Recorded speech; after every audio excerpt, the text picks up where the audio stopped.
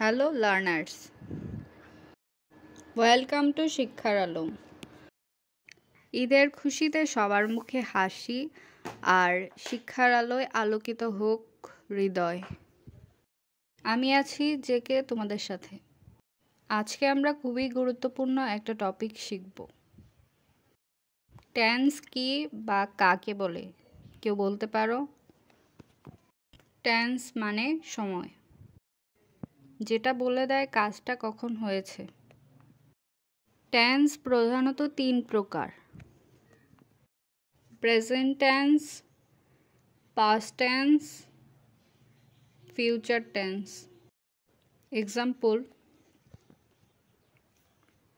Present tense, I eat.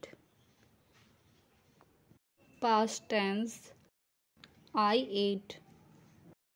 Future tense, I will eat. আজকের class এই পর্যন্তই। আগামী ক্লাসে আবারও দেখা হবে। আমি জেকে তোমাদের সাথে আছি। ততক্ষণ শিক্ষার আলো ছড়াতে থাকো।